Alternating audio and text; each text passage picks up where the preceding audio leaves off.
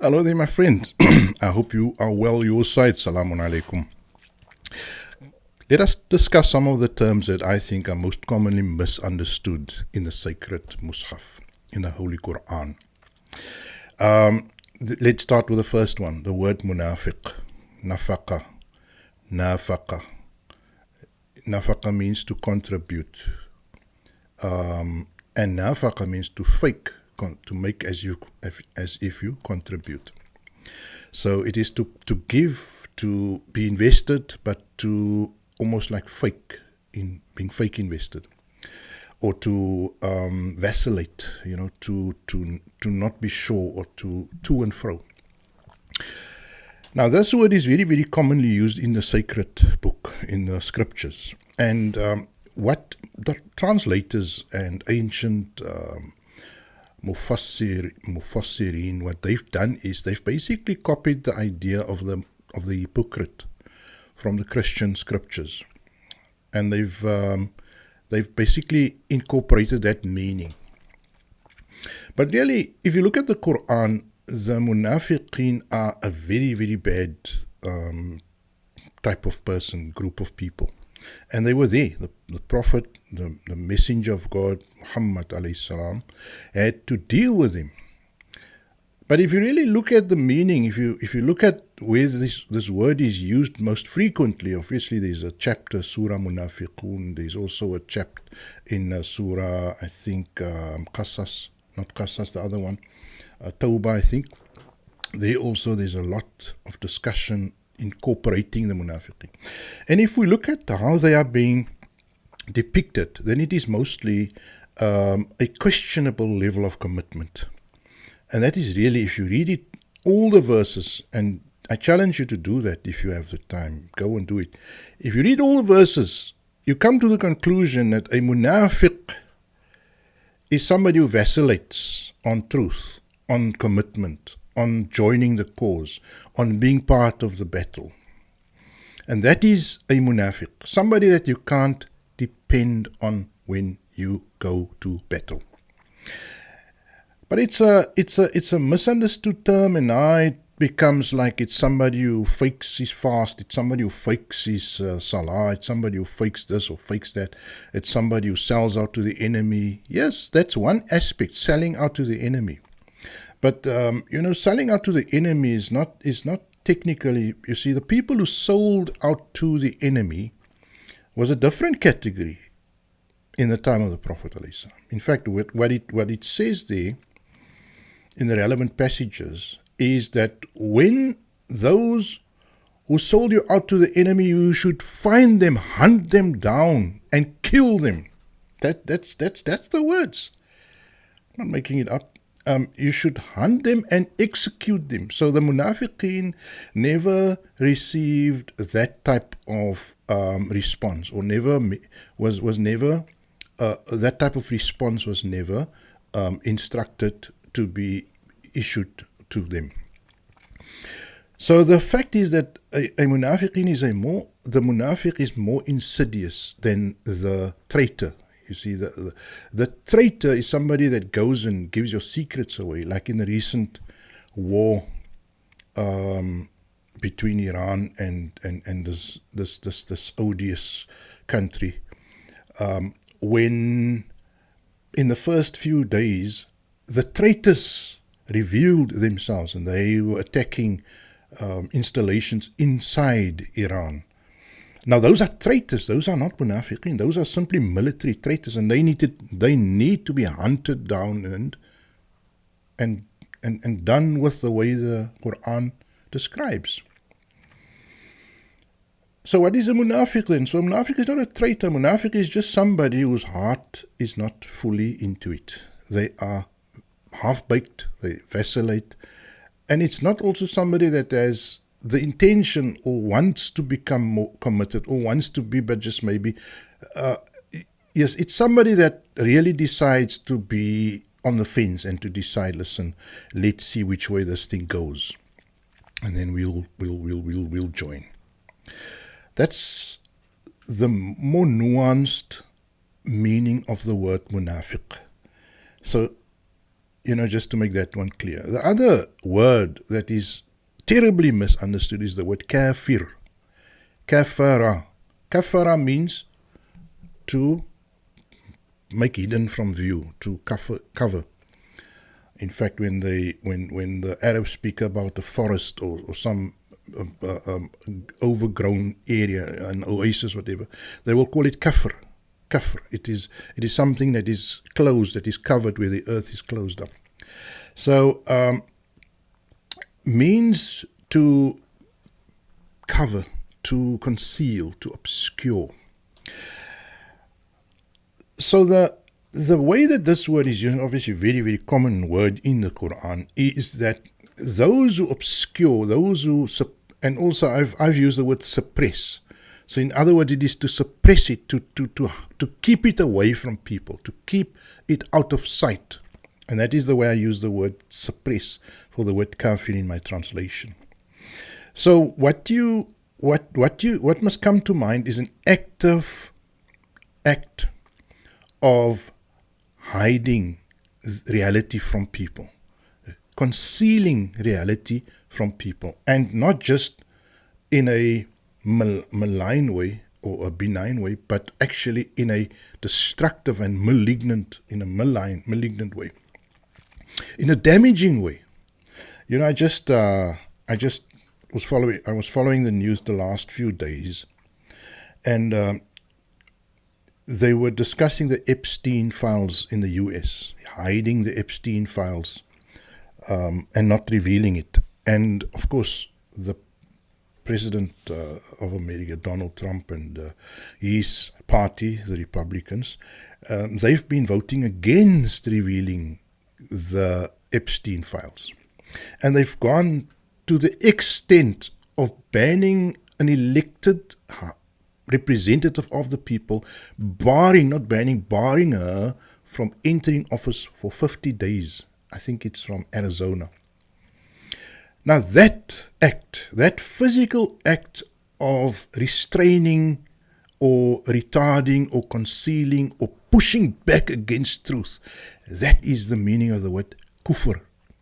And a kafir is somebody who actively wants to hide truth away from you. It's the same as the current debate going on between Tucker Carlson and some of the big Zio Afarit demons, the big Zio demons in America, like this guy Shapiro, and also Mark Levine and people like that.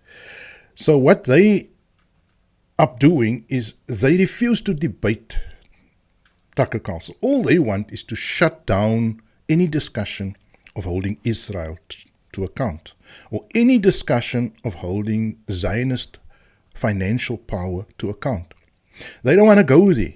They rather want to use like buzzwords like anti-Semitism and whatever to refuse to allow the debate from taking place. And that is another form of classically how the Quran regards the word kufr.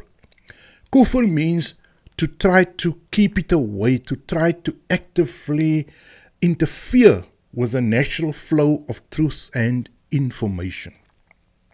So in other words, it is keeping people dumbed down intentionally, and by using force, and by using threat, and by using blackmail, and by using all sorts of other nefarious instruments like trapping men in compromising situations with young women, with girls. All of these instruments are instruments that the kafir employs. Now, in the Muslim countries, it's more crude. There they just chop your head off for speaking the truth. Like Muawiyah had Hujr bin Adi slaughtered for asking a true question in the masjid. So they're a bit more crude about it. In the Western world, they've invented 1,000 different ways of interfering with what is true, what is right, what is real, and to pull the wool over your eyes, basically. That is kafir. It is actively disturbing people. Now, in the Quran, the word kafir, because the kuffar were the people that opposed, they were mostly made up of pagans, the Qur'an calls them the mushrikeen. Now the mushrikeen are the, let's talk about this word mushrikeen then. What is a mushrik? Sharaka means to partner with. Sharaka. He partnered with Sharaka. A sharika is a company, right? So I've translated it as co-opt. A mushrik is somebody who co-opts untruth with truth. He mixes his worldview between what is real, what is true, and also what is untrue. So in other words, he's the kind of person that, like Ahmad Qasim used to say, turns his religion into a supermarket. So he takes what he wants and he leaves what he doesn't want. Whereas the creed, Islam, the Qur'an, is a take it or leave it situation. You can't take 10 verses and reject 10 others. So the mushrik is somebody who takes 10 verses and rejects 10 others, or wants to hang on to his sacred deities or his sacred authorities. Let's say, for example, an astrologer wants to believe that there is sacred value in the stars and so on, but at the same time wants to also, he's happy to accept that there is one God. Mushrikeen are the most, they're the most easy people. Because they say, you right and you right. You right and you right. As long as I can accept my many gods and my many sacred instruments or sacred entities or beliefs, let you have yours also. And we can all be happy. You see, the thing is, the Qur'an many times says to them, asks this question to the mushrikeen. Who is it that created the universe and everything in it? Who is that being? And then they would answer, the one God, the one ultimate God. So they believed in the concept of Allah, Aliyul Azim, subhanahu wa ta'ala, high and great and beyond that God, that Allah. They believed in him, but they believed there were also others that you should pay homage to, that you should pay sacred respect to, and have duties imposed on you. Like, for example, when you say that Jesus is also God and Jesus is a different. Now, I'm not going to go into a Christian debate here, because I think the Christian understanding is very nuanced also. There's a point where you can say a Sufi is a mushrik, or there's a point where you can say a Christian is a mushrik. But I think if you really carefully investigate what is it that Christians really want to say and what they've been misled to, I think Christians want to say that Jesus speaks the word of God. Jesus represents God, not Jesus is God. You see, so if you say Jesus represents the word of God, the will of God, the direction of God, the message, the instruction of God, the tongue of Jesus speaks the message of God. If you want to articulate Jesus in those terms, then you've not committed shirk. But now, once you start conflating Jesus with God, Jesus is God. No. It requires a very specific hermeneutic understanding of the terms to not make it shirk, you see. And unfortunately, people are not into hermeneutics. Hermeneutics and metaphor is sometimes very difficult. Like, for example, when Al-Hallaj, the great Sufi, said, I am the truth, Ana al-Haq. He was sentenced to death for blasphemy. But if you really analyze his words, technically, Ana al-Haq means I am He, I am God, I'm Almighty, I'm the truth, because Al-Haq is one of the titles, the attributes of the great Supreme Lord. So when he said Ana al-Haq, he meant I have merged my very agency, my very being, my very outlook with the outlook of God. I surrender myself, I merge myself, and that is the other term in Sufism, is fana, is to disappear. It's actually something similar in the yoga, practice, is where you become one with the universe, in Sufism, or this word fana, you merge, you annihilate yourself in the will of the Supreme. So I think before we become quick here to say he's a mushrik and he's a mushrik and he's a mushrik, I think mushrik is a more nuanced term also. Really what it does mean is, where's your loyalties? Is your loyalty split, or is it towards the one supreme God?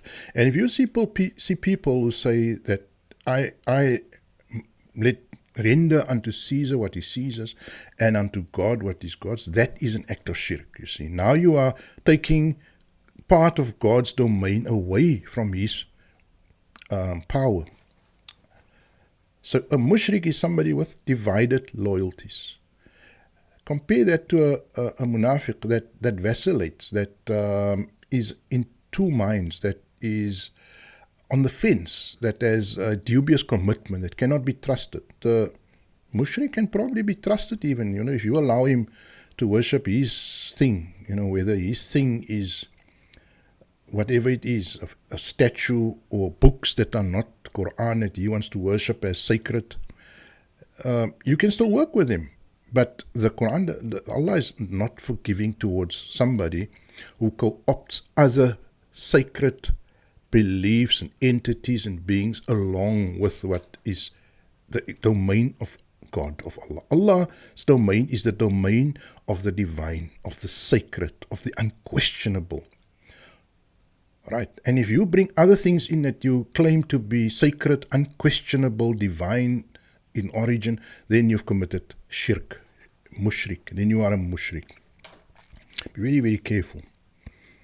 So let's look at another word. Now the Ahlul Kitab.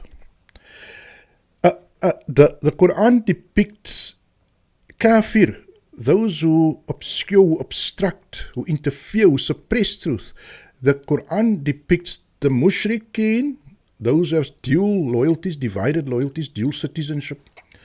The Qur'an says they can be kafir, and the Ahlul Kitab can be kafir.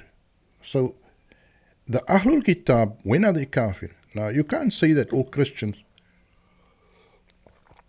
are kafir. They don't suppress and obscure truth if they just believe what they're doing. But it is when they actively suppress and actively join the group of suppressors and obscurers of truth. So the Qur'an says, Jahidul wage war against those who suppress from the ranks of the people of the book, as well as the idolaters, the mushrikeen, the pagans. There's another word I want to just quickly explain, is the word pagan. A pagan is more of I think it's a European word. I'm not sure the origin of the word pagan. But a pagan is somebody who worships idols, I think. That is really what a pagan is. But there's another meaning of the word pagan, which is somebody who is unfettered, unrestrained, unconnected to a clear legal system. And in our times, when I see a pagan, I see somebody that has absolutely no restraints on the way they speak, the way they act, the way they live. They have no respect for any values or any rules or any personal. So if that has just surrendered themselves to whatever comes next. So it is, especially in today's world, the pagan of today would be what you call a pleasure worshipper. Right? So somebody who worships pleasure seeker. And the Qur'an speaks about those who worship or regard their own passions as their Lord. Right. So I want to, those are the categories of pagans today, are people who worship pleasure or their own, vanity, or they worship government, or they worship powerful men and women. These are all pagans, or they worship nothing. And I'm not saying all atheists are pagans, but those who are atheistic and they then say that Israel, God gave Israel to the Jews. That's exactly the type of pagan position. Like Sam Harris, he says God doesn't exist, but he promised Israel to the Jews. So, I mean, that there's no better example of a mushrik, pagan, whatever you can call him. So, if you understand this, the word kafir, the word mushrik, in that sense, you can understand why they are doomed in the hereafter.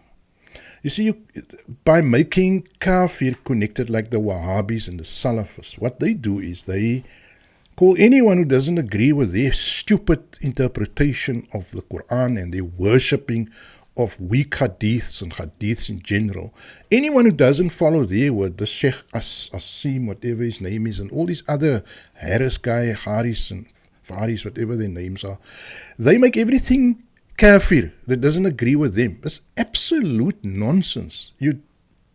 That's not the meaning of the word kafir.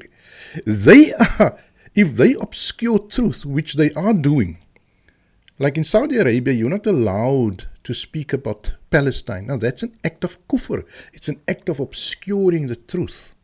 They are obscuring, they are obscurantists. They are suppressors of the truth. They hang you, they chop your head off, whatever they do with you. They are the worst types of suppressors and obscurers. Not the man who doesn't believe in hadith is now a kafir, or somebody who doesn't say La ilaha illallah Muhammadur Rasulullah. You have to say them. No, for Muslims who embrace the prophecy of the messenger Muhammad alayhi salam, it's good, it's fine to say Muhammad Rasulullah. There's nothing wrong with saying that. You can even say Ali Waliullah. In fact, if you want to crystallize and clarify that, you separate yourself from Muawiyah, because there were two at the time of Ali. So you choose Ali's side. And even if you want to say Hussein is the Imam, because you separate yourself from Yazid, that's fine. But God does not require all of those. God only requires La ilaha illallah. God, in the Qur'an it says, God's testimony is that there is no God but Allah. That is the testimony. That is the testimony. Now you can add Muhammad Rasulullah, but don't call somebody who says La ilaha illallah. Like I had a case like that, where somebody married another person's, somebody got married to their son, and the girl was prepared to say La ilaha illallah, but she's not yet Muslim. She doesn't believe in the Trinity and all that. And they said, no. You have to believe. It's our choice that we want our son to marry a girl who says La ilaha illallah Muhammadur Rasulullah. And I said to them, look, the Quran doesn't require Muhammad Rasulullah. If she's a Hanif, she just believes in God's one single supreme being in the universe. And she's on a path to discover the rest still, whether Muhammad was a messenger. Even it's recorded in history books that the Prophet himself scratched out the name Muhammad Rasulullah when the enemy Quraysh met them on the outskirts of Mecca, and they would allow them in, providing they scratch out the name Muhammad Rasul. And there's a recorded story in this. I believe in history. Don't think I'm a nutcase who believe there's no history because there's no hadith. No, I don't regard hadith as sacred law. But there's a lot of historical value if we can corroborate information. All right? If we can corroborate information.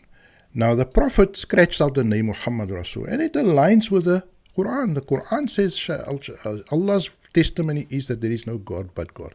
And he was prepared to forfeit that. It's recorded in the surah. It gels and it agrees with the vision of the Qur'an. So don't call anyone a mushrik. Don't call anyone a kafir. In fact, it's mostly the people who are indulging in truth suppression that call other people kafir. Let's just quickly look at another word. The Ahlul Kitab are, literally the word means people of the book. Now, who are the people of the book? What books were in existence when the Prophet ﷺ, when the Messenger of God, Muhammad ﷺ, when he was conducting his mission? Well, he was in contact with various groups who had various books. In fact, the Qur'an says, Suhufu Ibrahim wa Musa. The scrolls of Abraham and Moses. So there were scrolls, there were books. Like a book didn't exist in the form of a hardcover book and a bound book like the books that we got out of the Middle Ages. But there were scrolls. There were papyri scrolls. And those scrolls, or those, let's call them books, because those scrolls could be combined to form books. And if you think of the scrolls, the Qumran finds, the Dead Sea Scrolls, they're all scrolls, and that comes from before 500, 600, 700 years before the Prophet Muhammad ﷺ. So those are the scrolls that were buried at Qumran, the Dead Sea Scrolls, and those scrolls have been dated, carbon dated, to go back to 100 years before the Common Era. So there were those scrolls that the Qur'an is referring to, the scrolls of Moses and Abraham, right? And these scrolls are what is referred to as the people of the book. But there was also another book that was compiled on the eve of the mission of the Prophet Muhammad ﷺ. And that book is called the Talmud. So you have the Babylonian Talmud, which was a work that was developed and finalized in Persia, in the Persian territories. And then you have the Jerusalem Talmud, which was developed more in the area of Palestine, in that area. So those were also more or less finalized on the eve of the mission of the Prophet Muhammad ﷺ. And I almost, nothing is coincidence in this world. The Talmud is the collected and completed works of hadith of the Jewish people, the Jewish people. It's like what we call the hadith, and they use the word Mishnah. The Mishnah, can you hear the word sh and n? They say for sheen or sin, they say s, and for noon, so it's a sh and a noon. Mishnah. M is a word that just like restructures the meaning, like ma'bud. So Mishnah means that which is traditionally carried. Mishnah, Sunnah. The same word, Sunnah and Mishnah. So on the eve of the mission of the Prophet Muhammad ﷺ, maybe 80 years or so before he came, the Sunnah of the Jews, called the Talmud, which is a huge collection of sayings and narrations which the rabbis over the ages have reproduced and transmitted. So the Talmud is there, and the Ahlul Kitab refers now to the people of the book. My own opinion, and obviously the Mishnah or the Talmud, is not the word of God. The Talmud is the word of the rabbis. If you read some of the Talmud, and I haven't read the whole Talmud, I've read many excerpts from the Talmud. It's available. There's lots of books that are secondary books that look into the Talmud also. Like, for example, I read the one book, Jesus in the Talmud. And it's a collection of stories where the rabbis relate anecdotes about Jesus. So it would go back to the time of Jesus, and there would be these famous rabbis, because in every age there's like a handful of famous rabbis. And these famous rabbis would narrate how Jesus was kind of like a dubious guy, a problem person, a devious character. And that's all they give about Jesus, that he was a very devious character.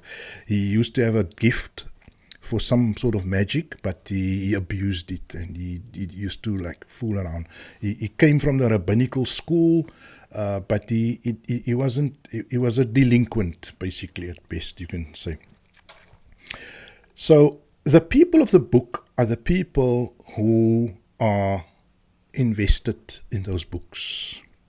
The people, my personal understanding is the people of the book are the Talmudic Jews. And but it can include Christians at times also in the Qur'an. But when the Prophet ﷺ was in Medina, so early on, in Surah Baqarah and so on, there's a lot of talk about his engagement with the people of the book and how they turned on him and so on. Those people there in Medina, I think, refer mostly to Jewish people. So I believe, and it is also my research and looking into credible historical texts, that Medina was a very predominantly Jewish town when the Prophet came there. It says nothing. It doesn't mean Medina can now be taken by these Polish and Russian Jews, that it belongs to them. The people who were Jewish at that time, they far gone, they married. They probably mixed in with the Saudis and with the traditional tribes that are living there now. So it's not as if the Jews were kicked out. I think the practices were ended, but I think the people just converted.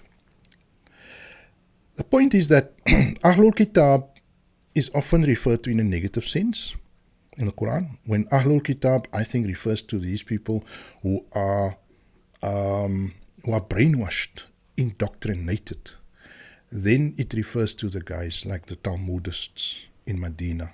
Because there's lots of hadith also, and I use the hadith for that kind of purpose, where they describe certain Sahabis walking around with long whiskers and with, where they were typical Jewish. They resembled the image of a Jew, with a long and with a little block on the head. I don't know if they used that block in the olden days.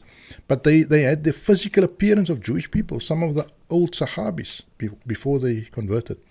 So it means Medina was a very Jewish in character, and the Prophet is referring to the people who are keeping the indoctrination going by using these texts, the people of the Talmud.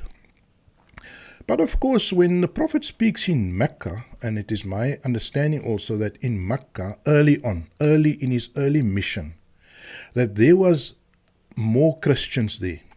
If you look at even his wife Khadija, the historical records state that she had Christian family.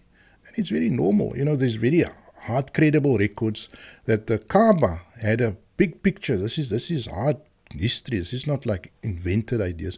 That the Kaaba had a picture of Mary and Jesus, the baby Jesus. It was a drawing. It was there on the Kaaba, or inside the Kaaba. And that Christians were very commonly worshipping there and praying to their, deities, that how they see the deity as being a trinity, perhaps, whatever.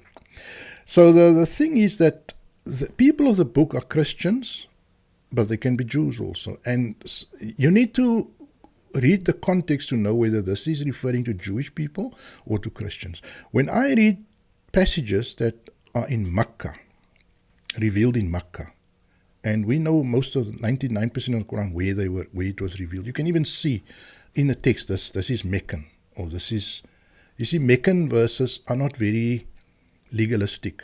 They're more apocalyptic and almost like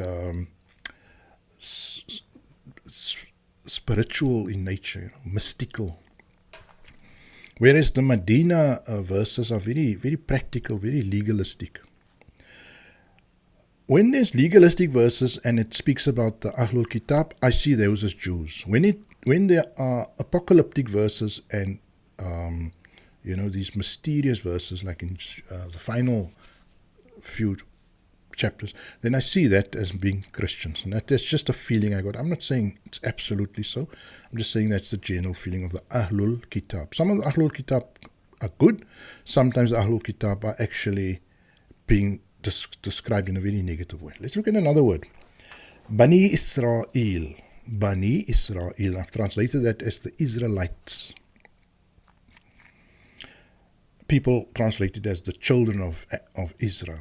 Now, I don't think the meaning, the children of Israel, makes a lot of sense to me. I don't understand how that. Bani, obviously from the word bin, bin means the child of, or the son of. Bani means the children of. And for me, it's simply the Israelites. The Israelites. And when the Qur'an speaks about Bani Israel, it speaks about a nation.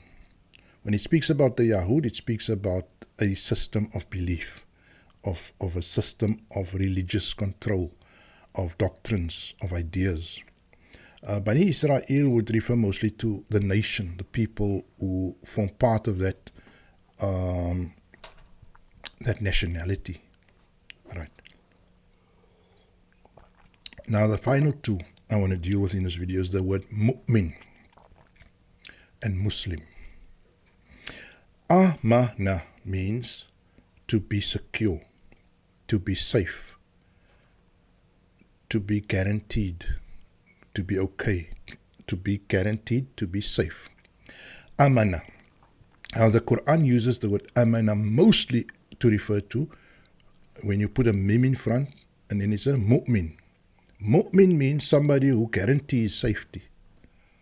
Mu'min is somebody who guarantees safety, who is guaranteed safety, or who guarantees safety. So guarantee somebody safety. Ya ayyuhalladhina amanu, those who amana, who uphold, who make trust.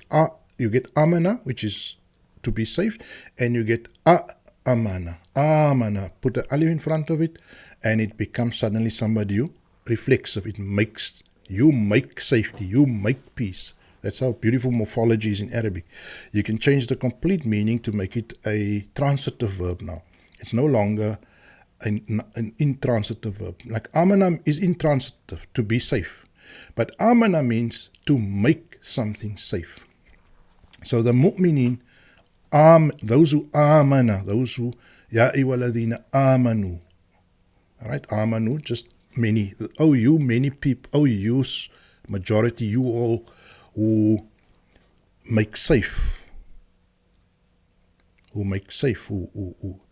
The meaning there, and it's again interesting how the Qur'an speaks, is that amana means the Prophet comes to you and he tells you a story, and you say, yes, I believe it, it's good, we rest ourselves with it. We make you safe with that, what you are saying. What you are saying here, we make you safe. We say you are fine. We say okay. Now, it's not easy always to convert it to English, but what it does is, it says that those who are comfortable with it. Ya ayyuhalladhina amanu, oh, you who are comfortable with the message, who are safe with the message, or who say the message is right, So I've translated it. There's no equivalent English. I've just used the word embrace. Oh, you who embrace. So when somebody comes to you and he says, Anwar, listen, I knew your dad, and I just want to tell you, he was my teacher, and I loved him a lot, and he taught me so much, and this is me. And I go to him and I hug him, and I say to him, thank you for sharing some thoughts about my dad. I admit to him, I accept him, I concede, I hug him, and by that I embrace him and what he says. And that is, Ya ayyuhalladhina amanu. The people who embraced the Prophet, who made him safe. Unlike the people who threatened him and who questioned him and who challenged him, we are the people who make him safe. So when the Quran refers to Ya ayyuhalladhina amanu, it means the group of people who adopted him, who embraced him, who made him safe, who gave him refuge. Okay, that's another word, but I hope you get the meaning of amanu, amana. And when the Quran says, Ya ayyuhalladhina amanu, it means you who have accepted, who have embraced the Prophet. Now, there's no other, people come with belief. They translate the word aman or mu'min as a believer. Yes, I guess it's somebody who believes the Prophet, but there's a difference to believing somebody and embracing him. You understand? There's a difference between believing somebody and embracing him. Embracing him means adopting him, endorsing him. It means voting for him, saying yes to him, not just in terms of what he's saying, but as a human being, we accept you, we embrace you. We accept you not just on face value, but as a bearer of truth. So to say you're a believer, I don't think it quite hits the mark there. Now, what is a Muslim? That's the other one. A Muslim comes from that salima. Now, there's clear difference between, they sound the same, mu'min, Muslim. The one is amana, the one is salama. Now, because of the Arabic, there's kind of a rhyme, or what is the word? Not a rhyme, yeah. I think there's a bit of a rhyming between the words that's on the same level. So, mu'min and Muslim, two very different things. Salima means, in a very physical sense, salama, to be safe. Right? Now, secure is amana, salama means to be at peace. Salama means to be at peace. Salama. Salim. Salim means to be good and to be wholesome. Salima. Salim. Salam. So it is to be calm and at rest and peaceful. Salama. Muslim means to create peace. So a Muslim is somebody who creates peace. Now, salama also, there's two senses in what salima can be used. Salima can also mean to be subdued, to comply. Like, say we have a fight, me and somebody, we have a terrible argument, and then suddenly I say, let's stop this. I accept what you're saying. I accept what you're saying. In other words, I submit. I give up. I give up. I surrender. I comply.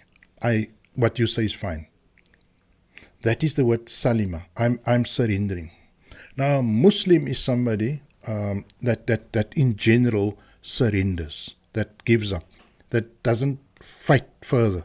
Now, it is used not obviously in regard to another human being, but in regard to the divine message. We subordinate ourselves to the divine message. We submit to it. We adhere to it. We comply. What is your terms? And then Allah says, my terms are that you shall live a life that is, that you shall implement justice, that you shall institutionalize salah, that you shall institutionalize zakah, and I say, I submit, I surrender, I'll do all of those things. Now, what's the difference between a mu'min and a Muslim? You see, a mu'min is more of a spiritual, it's more of a mental state, it's a cognitive state, it's a state of surrender, cognitively, emotionally. So mu'min is more of an emotional, cognitive state, whereas Muslim is a physical state. You see, you can judge somebody's Islam, which is the derivative from the word Muslim, which just means a state of surrender. So you can judge somebody's state of surrender. You can look at, are they implementing? That's easy, but you can't judge a person's state of Iman. That is less physical or visible or empirical. Do you understand what I'm saying? So that is the difference between a mu'min is somebody that has an inner state of admitting to, embracing what is being said, or the messenger. Muslim is somebody that does what he says. That's why the Qur'an says there are those who say they are mu'min. They're not mu'min. They are Muslim. What's a Muslim? A Muslim is, yes, they're following the rules. They're doing what we want them to do. We can see they're doing it. They're coming here to the mosque and they're making part of the salah, whatever. But they can't say that they have Iman yet. The Iman has not yet penetrated their hearts. You can become a Muslim for various reasons, under duress, because you are forced, because you are coerced, because it's in your interest financially maybe, because of a woman.